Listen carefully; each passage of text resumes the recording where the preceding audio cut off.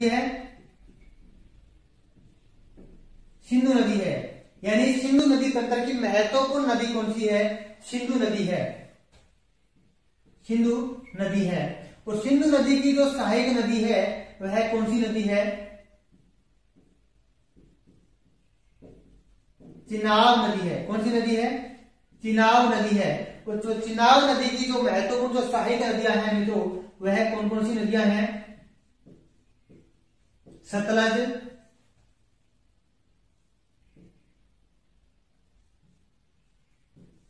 रावी व झेलम।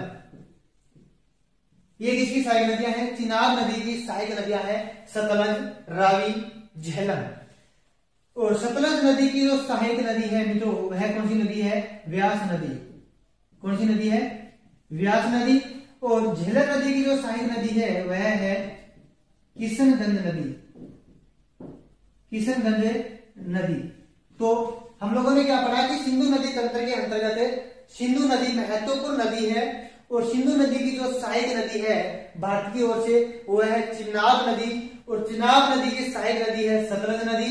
और सतलज नदी की सहायक नदी कौन सी है? व्यास नदी है। इसी प्रकार से चिनाब की दूसरी जो सहायक नदी है मित्रों रावी नदी। और इसी प्रकार तीसरी नदी कौन सी है? झेलम नदी। और झेलम नदी की सहायक नदी कौन सी हुई? किशनगंज नदी हुई। यहां तक आपको समझ में आया होगा। तो सिंधु नदी तंत्र के अंतर्गत महत्वपूर्ण नदी कौन सी है? सिंधु नदी है। सिंधु नदी की सहायक नदी कौन सी है? चिनाब नदी है। और चिनाब नदी की सहायक नदियां कौन कौन सी है? सतलज नदी, रावी नदी और झेलम नदी। देखिएगा कि सतलज नदी की सहायक नदी कौन सी है? व्यास नदी। और झेलम नदी की सहायक नदी कौन सी है? किशनगंज नदी है। तो सबसे पहले हम लोग देखेंगे सिंधु नदी को। किसको देखेंगे? सिंधु नदी को हम लोग देखेंगे। आप इसका स्क्रीनशॉट ले सकते हो। तो अब हम लोग देखते हैं सिंधु नदी तंत्र को कि सिंधु नदी का उद्गम कहां से होता है।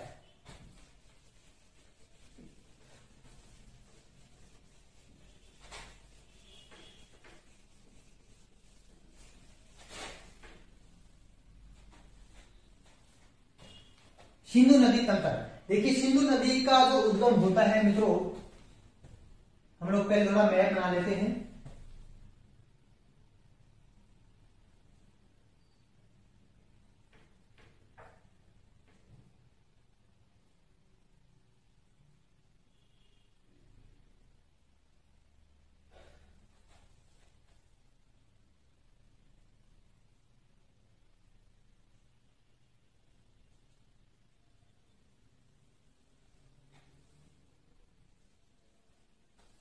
देखिए सिंधु नदी का जो उद्गम होता है वह होता है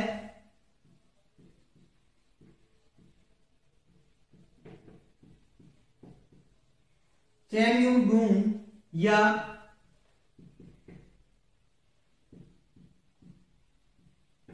बोखरचू। चेम्यूडूंग या बोखरचू हिमनद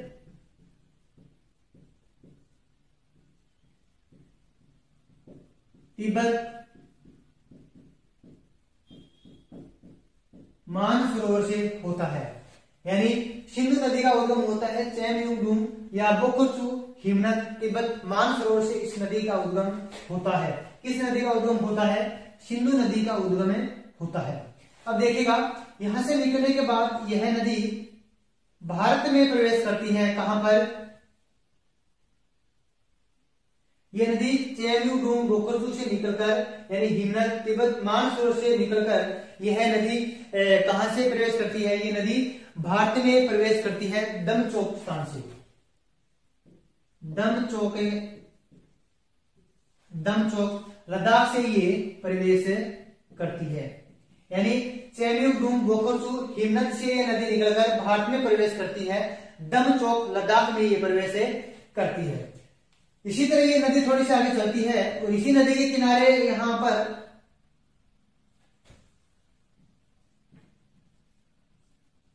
लेह स्थान है, इसी नदी के किनारे स्थित है। इसी क्रम में ये नदी यहां पर चलती है और ये दो श्रेणियों से होकर गुजरती है। यह दो श्रेणियों के मध्य से होकर गुजरती है। हम लोग बात करें लद्दाख श्रेणी और दूसरी कौन सी है, जास्कर श्रेणी से ये नदी, श्रेणी से मध्य से होकर ये नदी गुजरती है। इसी क्रम में थोड़ा सा ये नदी आगे चलती है और यहां पर एक बनिहाल दरे से होकर ये नदी गुजरती है, बनिहाल दरे से होकर ये नदी गुजरती है। यहां पर एक गारज का निर्माण करती है। इसी क्रम में ये नदी यहां पर गारज का निर्माण करती है। घर यानी उस गारज का नाम क्या होता है, बुंजी गारज का ये निर्माण करती है। किस गारज का, बुंजी गारज का ये निर्माण करती है। और इसके बाद में ये नदी पाकिस्तान में एंट्री करती है। कहां पर है, पाकिस्तान में ये नदी एंट्री करती है। और पाकिस्तान का जो स्थान होता है मित्रों वह कौन सा होता है, चिलास। पाकिस्तान के चिलास नामक स्थान पर यह नदी प्रवेश करती है। इसी क्रम में यह नदी आगे चलती है और यह कराची के निकट, कराची के निकट यह नदी अरब सागर में मिल जाती है। किसमें, अरब सागर में अपना जल गिराती है।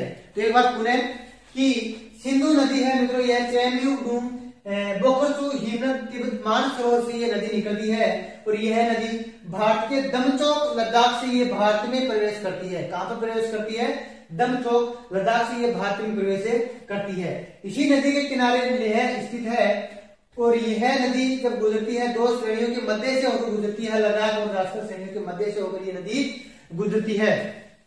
इसी क्रम में हम लोग देखें तो यह नदी बनिहाल दरे से होकर गुजरती है। किस दरे से, बनिहाल दरे से होकर ये नदी गुजरती है। और इसी से आगे ये बुंजी गारज का निर्माण करती है, यानी गहरे गर्त का ये निर्माण करती है, जिसे क्या कहा है, बुंजी गारज का निर्माण करती है। इसके बाद में ये नदी पाकिस्तान में एंट्री करती है। और पाकिस्तान का जिला कौन सा होता है, पाकिस्तान का स्थान कौन सा होता है, चिलास नामक स्थान पर ये नदी पाकिस्तान में क्या करती है, प्रवेश करती है। तो इसके बाद में ये जो नदी है कराची के निकट अरब सागर में अपना जल गिराती है। इस नदी की हम लोग बात करें कि कुल लंबाई कितनी है, तो 2880 किलोमीटर इस नदी की कुल लंबाई है।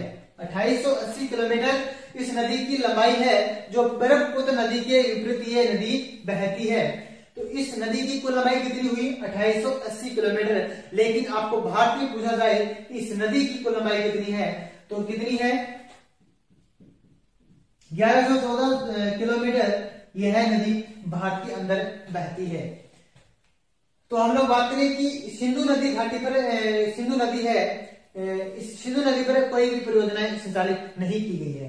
तो एक प्रश्न तो यह इससे आपको क्लियर होता है कि सिंधु नदी पर किसी भी प्रकार की कोई भी परियोजनाएं स्थित नहीं है।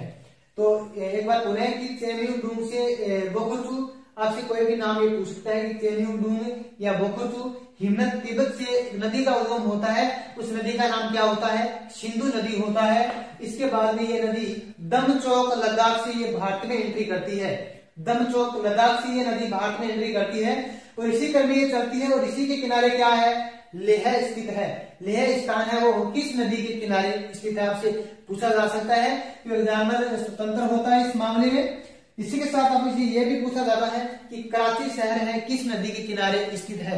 तो कराची शहर किस नदी के किनारे स्थित है, कराची शहर है मित्रों सिंधु नदी के किनारे स्थित है। यह नदी लद्दाख व जास्कर श्रेणियों के मध्य से होकर गुजरती है।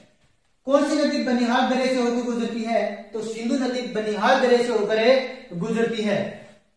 इसी क्रम में ये तो आगे चलकर एक गर्त का निर्माण करती है और उस गर्त का नाम क्या होता है, बुंजी गार्ज नाम होता है। क्या होता है, बुंजी गार्ज से होकर बुंजी गार्ज का ये निर्माण करती है और पाकिस्तान में ये नदी एंट्री करती है। पाकिस्तान में जहां पर ये नदी एंट्री करती है उस स्थान का नाम क्या होता है, चिलास नामक स्थान। कौन सा स्थान है, चिलास नामक स्थान पर यह नदी प्रवेश करती है और अंत में कराची के निकट यह नदी अरब सागर में अपना जल गिराती है। तो कौन सी नदी हुई, ये नदी हुई सिंधु नदी। कौन सी नदी है, सिंधु नदी है।